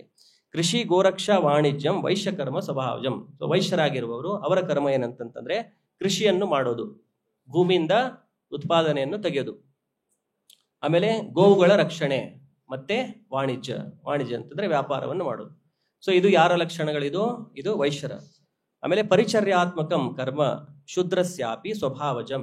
ಸೊ ಯಾರಲ್ಲಿ ಈ ಲಕ್ಷಣಗಳಿಲ್ವೋ, ಅವರಲ್ಲಿ ಈ ಮೂರು ಮೇಲೆ ಹೇಳಿರುವಂತಹ ಲಕ್ಷಣಗಳು ಯಾರಿಲ್ವೋ ಅವರು ಸಾಮಾನ್ಯ ವ್ಯಕ್ತಿಯ ತರ, ನಾನು ಇವರು ಬ್ರಾಹ್ಮಣರಾಗ್ಲಿ ಅಥವಾ ಕ್ಷತ್ರಿಯರಾಗ್ಲಿ ಅಥವಾ ವೈಶ್ಯರಾಗ್ಲಿ ಅವ್ರೇನ್ ಕೆಲಸ ಹೇಳ್ತಾರೆ ನಾನು ಅದನ್ನು ಸಿಂಪಲ್ ಆಗಿ ನಾನು ಮಾಡ್ತಾ ಇರ್ತೇನೆ, ನನ್ನಲ್ಲಿ ಇದೆಲ್ಲ ಗುಣಗಳಿಲ್ಲ. ಸೊ ಅದಕ್ಕೆ ನಾನೇನ್ ಮಾಡ್ತೇನೆ, ಅವ್ರೇನ್ ಅದನ್ನ ಹೇಳ್ಕೊಡ್ತಾರೋ ನನ್ನಷ್ಟಕ್ಕೆ ನಾನು ಮಾಡ್ತಾ ಇರ್ತೇನೆ. ಸೊ ಅದನ್ನ ಅವರು ಶೂದ್ರ ಕರ್ಮ ಸ್ವಭಾವಜಂ ಅಂತ ಹೇಳಿದ್ದಾರೆ. ಸೊ ಎಲ್ರಿಗೂ ಕೂಡ ಈಕ್ವಲ್ ಅಪಾರ್ಚುನಿಟಿ ಇದೆ. ಮುಂದೆ ಕೃಷ್ಣ ಏನ್ ಹೇಳ್ತಾರೆ, ಸ್ವೇ ಕರ್ಮಣಿ ಅಭಿರತಃ ಸಂಸಿದ್ಧಿಂ ಲಭತೆ ನರಹ. ತಮ್ಮ ಕರ್ಮಗಳಲ್ಲಿ ಸ್ವಸ್ವ ಕರ್ಮಗಳಲ್ಲಿ ನಿರತರಾಗಿಕೊಂಡೇ ಏನ್ ಮಾಡ್ತಾರೆ, ಎಲ್ರೂ ಕೂಡ ಸಿದ್ಧಿಯನ್ನು ಹೊಂದಬಹುದು. ಸ್ವೇ ಕರ್ಮಣಿ ಅಭಿರತಃ ಸಂಸಿದ್ಧಿಂ ಲಭತೆ ನರಹ ಸ್ವಕರ್ಮ ನಿರತ ಸಿದ್ಧಿಂ ಯಥಾವಿಂದತಿ ತಥಾ ಶೃಣು. ಅವರು ಹೇಗೆ ಸಿದ್ಧಿಯನ್ನು ಹೊಂದುತ್ತಾರೆ ಈಗ ಕೇಳು ಅಂತೇಳಿ ಕೃಷ್ಣ ಭಗವದ್ಗೀತೆಯಲ್ಲಿ ಹೇಳ್ತಾರೆ 18ನೇ ಅಧ್ಯಾಯ. ಸೊ ನೆಕ್ಸ್ಟ್ ಹೇಳುದು, ಯತಃ ಪ್ರವೃತ್ತಿರ್ ಭೂತಾನಾಂ ಏನ ಸರ್ವಮಿದಂ ತತಂ ಸ್ವಕರ್ಮಣ ತಮ್ ಅಭ್ಯರ್ಚ ಸಿದ್ಧಿಂ ವಿಂದಂತಿ ಮಾನವ.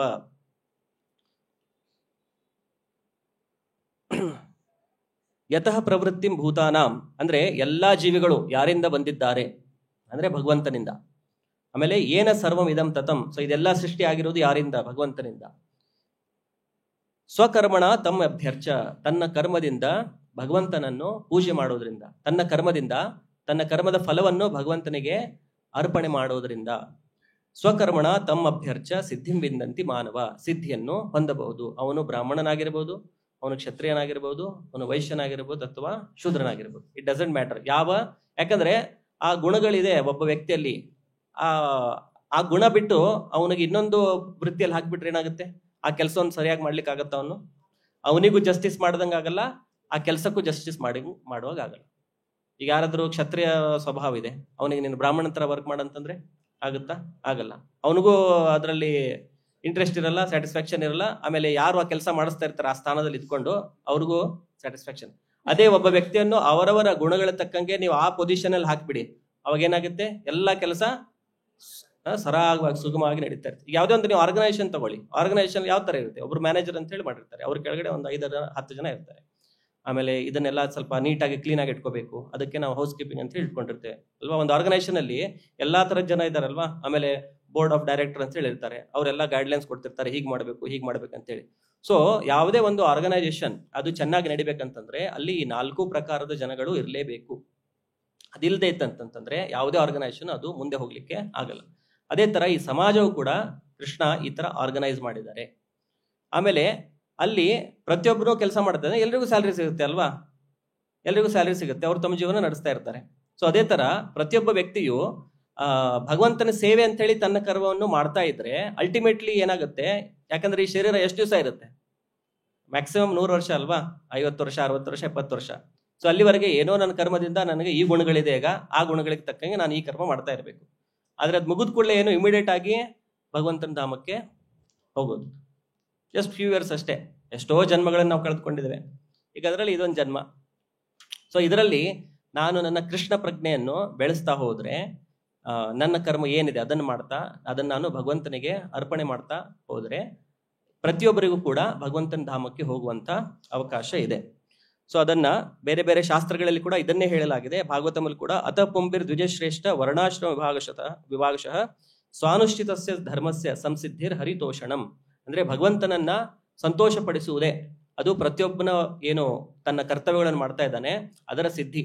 ನನ್ನ ಕೆಲಸ ನಾನು ಮಾಡ್ತಾ ಇದ್ದೇನೆ, ನನ್ನ ಕೆಲಸ ನಾನು ತುಂಬಾ ಚೆನ್ನಾಗಿ ಮಾಡಿದೆ ಅಂಥೇಳಿ ಯಾವಾಗ ಹೇಳ್ಬೋದು? ನನ್ನ ಕೆಲಸದಿಂದ ನಾನು ಭಗವಂತನಿಗೆ ಸಂತೋಷವನ್ನು ಕೊಟ್ಟಾಗ, ನನ್ನ ಕೆಲಸದಿಂದ ಭಗವಂತನಿಗೆ ತೃಪ್ತಿ ಆಯ್ತು ಅಂದ್ರೆ ನಾನು ಹೇಳ್ಬೋದು, ಓ ನನ್ನ ಕೆಲಸ ನಾನು ತುಂಬಾ ಚೆನ್ನಾಗಿ ಮಾಡಿದೆ. ಸಿದ್ಧಿ, ಸಂಸಿದ್ಧಿ. ಸಿದ್ಧಿ ಅಂತಂದ್ರೆ ಪರ್ಫೆಕ್ಷನ್. ಸೊ ನನ್ನ ಕೆಲಸವನ್ನು ನಾನು ಪರ್ಫೆಕ್ಟ್ ಆಗಿ ಮಾಡಿದೆ. ಯಾವಾಗ ಸಪೋಸ್ ನಾನು ಕಸ ಗುಡಿಸ್ತಾ ಇದ್ದೆ, ಮನೆ ಕಸ ಗುಡಿಸ್ತಾ ಇದ್ದೆ, ಸೊ ನಾನು ತುಂಬಾ ಚೆನ್ನಾಗಿ ಕಸ ಗುಡಿಸಿದೆ ಅಂತ ನಾನು ಯಾವಾಗ ಹೇಳ್ಬೋದು? ಅದರಿಂದ ಭಗವಂತನಿಗೆ ತೃಪ್ತಿ ಆಗಿದೆ. ಅಂದ್ರೆ ಈ ಮನೆ ಇದು ನನ್ನ ಮನೆ ಅಲ್ಲ, ಇದು ಭಗವಂತನ ಮನೆ, ಇದನ್ನು ನಾನು ಕ್ಲೀನ್ ಆಗಿ ಇಡಬೇಕು. ಈ ಭಾವನೆಯಿಂದ ನಾವು ನಮ್ಮ ಮನೆಯಲ್ಲಿ ಅಂದ್ರೆ ನೋಡಿ ಯಾವುದು ಇಂಪಾರ್ಟೆಂಟ್ ಅಂತಂದ್ರೆ ನಮ್ಮ ಮನಸ್ಥಿತಿ ಏನಿದೆ, ನಮ್ಮ ಭಾವನೆ ಏನಿದೆ ಅದು ಇಂಪಾರ್ಟೆಂಟ್. ನಾವು ಮಾಡ್ತಾ ಇರೋ ಕೆಲಸ ಅದು ಇಂಪಾರ್ಟೆಂಟ್ ಅಲ್ಲ, ಅದ್ರ ಹಿಂದೆನೆ ನಮ್ದು ಏನು ಭಾವನೆ ಇದೆ ಅಲ್ವಾ ಅದು ಇಂಪಾರ್ಟೆಂಟ್. ಯಾಕಂದ್ರೆ ಕಸ ಹೊಡೆಯೋದು ಅದು ತುಂಬಾ ಶ್ರೇಷ್ಠವಾಗಿರುವಂತಹ ಅದು ಕೆಲಸ ಅಂತ ಹೇಳಿ ಅನ್ಸ್ಕೊಳ್ಳೋದಿಲ್ಲ. ಆದ್ರೆ ಅದನ್ನ ಮಾಡ್ಬೇಕಾದ್ರೆ ನಮ್ಮ ಭಾವನೆ ಏನಿದೆ, ಓ ಇದು ಭಗವಂತನ ಸ್ಥಾನ, ಇದನ್ನು ನಾನು ಕ್ಲೀನ್ ಆಗಿ ಇಡ್ಲಿಕ್ಕೆ ಮಾಡ್ತೇನೆ ಅಂತಂದ್ರೆ ಆ ಭಾವನೆಯಿಂದ ಆ ವ್ಯಕ್ತಿ ಏನಾಗ್ತಾನೆ, ಭಗವಂತನ ಧಾಮಕ್ಕೆ ಹೋಗ್ತಾನೆ. ಸೊ ಅದೇ ತರ ಪ್ರತಿಯೊಬ್ಬ ವ್ಯಕ್ತಿಯು ಕೂಡ ಏನೇ ಕೆಲಸ ಮಾಡ್ತಾ ಇರ್ಲಿ ಅದರಿಂದ ಭಗವಂತನನ್ನ ತೃಪ್ತಿಪಡಿಸ್ಲಿಕ್ಕೆ ಪ್ರಯತ್ನ ಪಟ್ರೆ ಅದೇ ಆ ವ್ಯಕ್ತಿಯ ಕರ್ತವ್ಯದ ಒಂದು ಪರ್ಫೆಕ್ಷನ್ ಅಂತ ಹೇಳಿ ಹೇಳಲಾಗಿದೆ. ಅದೇ ತರ ವಿಷ್ಣು ಪುರಾಣದಲ್ಲಿ ಕೂಡ ವರ್ಣಾಶ್ರಮಾಚಾರವತ ಪುರುಷೇಣ ಪರಃ ಪುಮಾನ್ ವಿಷ್ಣು ಆರಾಧ್ಯತೆ ಪಂಥ ನಾಣ್ಯ ತತ್ತೋಷ ಕಾರಣಂ. ಭಗವಂತನ ಆರಾಧನೆ ಮಾಡುವುದು, ನಾವು ವರ್ಣಾಶ್ರಮದಲ್ಲಿ ಇದ್ದುಕೊಂಡು ಪ್ರತಿಯೊಂದು ಆಶ್ರಮದ ಮತ್ತು ವರ್ಣದ ಪ್ರಕಾರ ಅದರ ಸಿದ್ಧಿ ಏನಂತಂತಂದ್ರೆ ಭಗವಂತನನ್ನ ತೃಪ್ತಿಪಡಿಸುವುದು, ಇದು ಒಂದೇ ಇದರ ಉದ್ದೇಶ, ಅದು ಬಿಟ್ರೆ ಬೇರೆ ಯಾವುದೂ ಇಲ್ಲ. ಇದು ವಿಷ್ಣು ಪುರಾಣದಲ್ಲಿ. ಮತ್ತೊಂದು ಪದ್ಮ ಪುರಾಣದಲ್ಲಿ ಸ್ಮರ್ತವ್ಯ ಸತತಂ ವಿಷ್ಣೋರ್ ವಿಸ್ಮರ್ತವ್ಯೋ ನ ಜಾತುಚಿತ್ ಸರ್ವೇ ವಿಧಿ ನಿಷೇಧ ಸ್ಯೂರ್ ಏತಯೋರೇವ ಕಿಂಕರಃ. ಅಲ್ಟಿಮೇಟ್ಲಿ ಏನು, ಎಲ್ಲಾ ವಿಧಿ ನಿಷೇಧಗಳು, ನೀನ್ ಹೀಗ್ ಮಾಡ್ಬೇಕು, ನೀನ್ ಹೀಗ್ ಮಾಡಬಾರ್ದು, ಇದನ್ನ ಮಾಡ್ಬೇಕು, ಇದನ್ನ ಮಾಡಬಾರ್ದು, ಎಲ್ಲಾ ವಿಧಿ ನಿಷೇಧಗಳು ಎದಕ್ ಮಾಡಿದ್ದಾರೆ? ಯಾವಾಗ್ಲೂ ಭಗವಂತನನ್ನ ಸ್ಮರಣೆ ಮಾಡ್ತಾ ಇರಬೇಕು. ಈ ಉದ್ದೇಶಕ್ಕಾಗಿನೇ ಎಲ್ಲಾ ನಿಯಮಗಳನ್ನು, ವಿಧಿ ನಿಷೇಧಗಳನ್ನು ಹಾಕಿರು.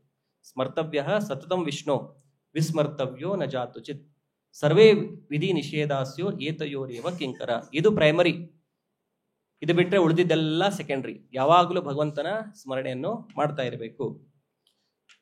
ಆಮೇಲೆ ಪರೀಕ್ಷಿತ್ ಮಹಾರಾಜರನ್ನು ನೋಡ್ತೇವೆ, ಈಗ ಅವರ ಬಗ್ಗೆ ನಾವು ತಿಳ್ಕೊಳ್ತಾ ಇದ್ದೇವೆ.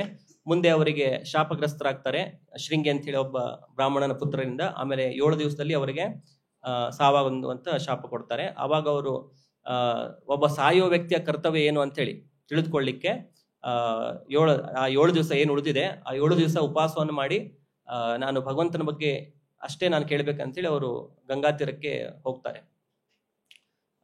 ಸೊ ಅವಾಗ ಅವರು ಯಾರನ್ನ ಭೇಟಿ ಆಗ್ತಾರೆ? ಶುಕದೇವ್ ಗೋಸ್ವಾಮಿಯನ್ನು ಭೇಟಿ ಆಗ್ತಾರೆ. ಸೊ ಅವಾಗ ಅವರು ಅವ್ರಿಗೆ ಪ್ರಶ್ನೆ ಕೇಳೋದು, ಅತಃ ಪೃಚ್ಛಾಮಿ ಸಂಸಿದ್ಧಿಂ ಯೋಗಿನೋ ಪರಮಂ ಗುಹ್ಯಂ ಪುರುಷಸ್ಯೇಹ ಯತ್ಕಾರ್ಯಂ ಮ್ರಿಯಮಾಣಸ್ಯ ಸರ್ವಥ. ಒಬ್ಬ ಸಾಯೋ ವ್ಯಕ್ತಿಯ ಕರ್ತವ್ಯ ಏನು ಅಂತ ಹೇಳಿ ಕೇಳ್ತಾರೆ. ಈಗ ನನಗೆ 7 ದಿವಸದಲ್ಲಿ ನಾನು ಸಾಯೋನಿದ್ದೇನೆ, ಸೊ ನನ್ನ ಕರ್ತವ್ಯ ಏನು ಈಗ ಅಂತೇಳಿ.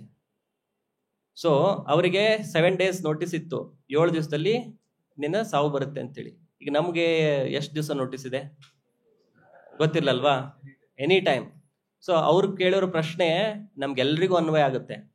ಸಾಯೋ ವ್ಯಕ್ತಿಯ ಕರ್ತವ್ಯ ಏನು ಅಂದ್ರೆ ನಾವೆಲ್ಲ ಸಾಯೋ ವ್ಯಕ್ತಿಗಳೇ ಅಲ್ವಾ, ಒಂದ್ ದಿವಸ ನಾವು ಸಾಯ್ತೇವೆ. ಸೊ ಅವ್ರು ಕೇಳೋರ ಪ್ರಶ್ನೆ ನಮಗೂ ಅನ್ವಯ ಆಗುತ್ತೆ. ಅಂದ್ರೆ ನಮ್ಮ ಕರ್ತವ್ಯ ಏನು, ಯಾಕಂದ್ರೆ ನಾವೆಲ್ಲರೂ ಸಾಯೋವ್ರೆ. ಸೊ ಅದಕ್ಕೆ ಶುಕದೇವ್ ಗೋಸ್ವಾಮಿಗಳು ಅದಕ್ಕೆ ಉತ್ತರವಾಗಿ ಏನ್ ಹೇಳ್ತಾರೆ, ಏತಾವಾನ್ ಸಾಂಖ್ಯ ಯೋಗಾಭ್ಯಾಂ ಸ್ವಧರ್ಮ ಪರಿನಿಷ್ಠಯ ಜನ್ಮಲಾಭ ಪರಃ ಪುಂಸಾಂ ಅಂತೆ ನಾರಾಯಣ ಸ್ಮೃತಿ. ಅಂದ್ರೆ ಅವ್ರು ಹೇಳೋದೇನು, ಜನ್ಮ ಲಾಭ, ಈ ಜನ್ಮ ತೆಗೆದುಕೊಂಡಿದ್ದು ಲಾಭ ಆಯ್ತು ಅಲ್ವಾ. ನಾವೆಲ್ಲ ಲಾಭಕ್ಕೆ ನೋಡ್ತೇವೆ, ಏನೋ ಒಂದು ಮಾಡ್ತಾರೆ, ಏನ್ ಲಾಭ ಅದ್ರಲ್ಲಿ ಅಂತೇಳಿ. ಸೊ ಈ ಮನುಷ್ಯ ಜನ್ಮ ಸಿಕ್ಕಿದ್ದು ಲಾಭ ಯಾವಾಗ ಆಗುತ್ತೆ, ಸಾಯೋ ಸಮಯದಲ್ಲಿ ನಾವು ಭಗವಂತನ ಸ್ಮರಣೆ ಮಾಡಿದರೆ. ಸೊ ಅಂತೆ ನಾರಾಯಣ ಸ್ಮೃತಿ. ಸೊ ಇದು ಪ್ರತಿಯೊಬ್ಬ ಜೀವಿಯ ಕರ್ತವ್ಯ ಏನಂತಂದ್ರೆ, ಯಾವಾಗಲೂ ಅವನು ನಾನು ಹೇಗೆ ಸದಾ ಭಗವಂತನ ಸ್ಮರಣೆಯನ್ನು ಮಾಡ್ತಾ ಇರಬೇಕು, ಅದನ್ನ ಪ್ರಾಕ್ಟೀಸ್ ಮಾಡ್ಬೇಕಾಗತ್ತೆ. ನಾನು ಒಂದೇ ಸಲ ಸಾಯುವಾಗ ಸಡನ್ ಆಗಿ ನಾನು ನೆನಪು ಮಾಡ್ಕೊಂಡು ಬಿಡ್ತೇನೆ ಅಂತಂದ್ರೆ ಅದು ಆಗಲ್ಲ ಅಲ್ವಾ. ಈಗ ನಾವು ಇಷ್ಟು ಕಷ್ಟಪಟ್ಟು ಜಪ ಮಾಡ್ತಾ ಭಗವಂತನ ಬಗ್ಗೆ ಧ್ಯಾನ ಮಾಡ್ಬೇಕಂದ್ರೆ ಆಗೋದಿಲ್ಲ ಅಲ್ವಾ. ಸೊ ಸಡನ್ ಆಗಿ ಸಾಯೋ ಟೈಮಲ್ಲಿ ಏನಾದರೂ ಆಗುತ್ತಾ? ಸೊ ಅದಕ್ಕೆ ಏನ್ ಮಾಡ್ಬೇಕು, ನಾವು ಅದನ್ನ ಪ್ರಾಕ್ಟೀಸ್ ಮಾಡ್ತಾ ಇರಬೇಕು. ಇಡೀ ಜೀವನವನ್ನು ಅದನ್ನು ಸಾಧನೆ ತರ ಯಾವಾಗಲೂ ಭಗವಂತನ ಸ್ಮರಣೆಯನ್ನು ಮಾಡ್ತಾ ಇರ್ಲಿಕ್ಕೆ ಪ್ರಯತ್ನ ಪಡಬೇಕು. ಸೊ ಅದಾಗ್ಬೇಕಂತಂದ್ರೆ ಫಸ್ಟ್ ನಾವು ಭಗವಂತನ ಜೊತೆ ನಮ್ಮ ಸಂಬಂಧವನ್ನು ಸ್ಥಾಪಿಸ್ಕೋಬೇಕು. ಆ ಸಂಬಂಧ ಇದ್ರೆ ಆಟೋಮೆಟಿಕ್ ಆಗಿ ಸ್ಮರಣೆ ಕೂಡ ಬರುತ್ತೆ. ಈಗ ನಾವು ಯಾರನ್ನ ನಾವು ಪ್ರೀತಿಸ್ತೇವೆ ಅವ್ರ ಬಗ್ಗೆ ಆಟೋಮೆಟಿಕ್ ಆಗಿ ಸ್ಮರಣೆ ಬರುತ್ತೆ, ಅದಕ್ಕೆ ನಾವು ಕಷ್ಟಪಡ್ಬೇಕಂತ ಹೇಳಿಲ್ಲ. ಸೊ ಭಗವಂತನ ಜೊತೆ ನಮ್ಮೆಲ್ಲರ ಸಂಬಂಧ, ಕಾಮನ್ ಸಂಬಂಧ ಏನಂತಂದ್ರೆ ನಾವೆಲ್ಲರ ಭಗವಂತನ ದಾಸರು. ಸೊ ಅದು ಬಿಟ್ರೆ ನಮ್ಮ ಏನು ನಿತ್ಯ ಸಂಬಂಧ ಏನಿದೆ ಅದು ಯಾವ ರಸದಲ್ಲಿದೆ ಅಂತ ಹೇಳಿ ಸಾಕ್ಷಾತ್ಕಾರವಾದಾಗ ನಮಗೆ ಗೊತ್ತಾಗುತ್ತೆ. ಆತ್ಮ ಸಾಕ್ಷಾತ್ಕಾರವಾದ ಅದು ದಾಸ್ಯ, ಸಾಕ್ಯ ಅಥವಾ ವಾತ್ಸಲ್ಯ, ಮಾಧುರ್ಯ, ಶಾಂತ ಏನಂತೇಳಿ ಆತ್ಮ ಸಾಕ್ಷಾರವಾದಾಗ ಅದು ನಮ್ಗೆ ಗೊತ್ತಾಗುತ್ತೆ. ಆದ್ರೆ ಯಾವುದೇ ರಸದಲ್ಲಿದ್ರೂ ಕೂಡ ಕಾಮನ್ ಸಂಬಂಧ ಏನೋ, ನಾವೆಲ್ಲರ ಭಗವಂತನ ದಾಸರು. ಆ ದಾಸ ಏನಿದೆ ಅದು ನಮ್ಮ ಶಾಶ್ವತವಾಗಿರುವಂತ ಅದು ಸಂಬಂಧ. ಆ ಸೇವೆಯಲ್ಲಿಯೇ ನಾವು ಕೆಲವೊಂದ್ಸಲ ದಾಸನ ರೂಪದಲ್ಲಿ, ಸಖ್ಯನ ರೂಪದಲ್ಲಿ, ಅಥವಾ ವಾತ್ಸಲ್ಯ ರಸದಲ್ಲಿ, ಮಧುರ ರಸದಲ್ಲಿ ನಾವು ಸೇವೆಯನ್ನೇ ಮಾಡ್ತಾ ಇರೋದು. ಯಾವುದೇ ರಸ ಇದ್ರೂ ಕೂಡ ಅಲ್ಟಿಮೇಟ್ಲಿ ಅದು ಸೇವೆನೇ. ಸೊ ಅದಕ್ಕೆ ಚೈತನ್ಯ ಮಹಾಪ್ರಭು ಹೇಳಿರೋದೇನು, ಜೀವೇರ ಸ್ವರೂಪ ಹೈ ಕೃಷ್ಣೇರ ನಿತ್ಯದಾಸ್. ಸೊ ಈ ಸಂಬಂಧ ಏನಿದೆ ಅಲ್ಲ, ಇದು ಯಾವಾಗ್ಲೂ ನಾವು ನಮ್ಮ ತಲೆಯಲ್ಲಿ ಇಟ್ಕೊಂಡ್ರೆ, ನಮ್ಮ ಮನಸ್ಸಿನಲ್ಲಿ, ನಮ್ಮ ಹೃದಯದಲ್ಲಿ ಯಾವಾಗ್ಲೂ ಇಟ್ಕೊಂಡ್ರೆ ಏನಾಗುತ್ತೆ, ಆವಾಗ ಭಗವಂತನನ್ನು ನಾವು ಯಾವಾಗ್ಲೂ ನೆನಪು ಮಾಡ್ತಾ ಇರ್ಲಿಕ್ಕೆ ಇದು ಸುಲಭವಾಗುತ್ತೆ. ಸೊ ಇದನ್ನ ನಾವು ಕಲ್ಟಿವೇಟ್ ಮಾಡಬೇಕು, ಇದನ್ನ ನಾವು ಪ್ರಾಕ್ಟೀಸ್ ಮಾಡ್ತಾ ಇರಬೇಕು. ಅದನ್ನ ಮಾಡ್ತಾ ಇದ್ರೆ ನಾವು ಈ ನಮ್ಮ ಜೀವಿತ ಕಾಲದಲ್ಲೇ ಯಾವಾಗ್ಲೂ ನಾವು ಭಗವಂತನ ಸ್ಮರಣೆಯನ್ನು ಮಾಡ್ತಾ ಅದರ ಆನಂದವನ್ನು ಅನುಭವಿಸ್ತಾ, ಮೃತ್ಯು ಬಂದಾಗ ಆ ಸಮಯದಲ್ಲೂ ಕೂಡ ನಾವು ಭಗವಂತನ ಧ್ಯಾನ ಮಾಡಿ ಒಂದು ಕ್ಷಣದಲ್ಲೇ ನಾವು ಭಗವಂತನ ಧಾಮಕ್ಕೆ ಹೋಗ್ಬಹುದು. ಸೊ ಇಲ್ಲಿಗೆ ನಾವು ಕ್ಲಾಸನ್ನ ಸಮಾಪ್ತ ಮಾಡೋಣ. ಶಿಲ ಪ್ರಭುಪಾದ ಕಿ.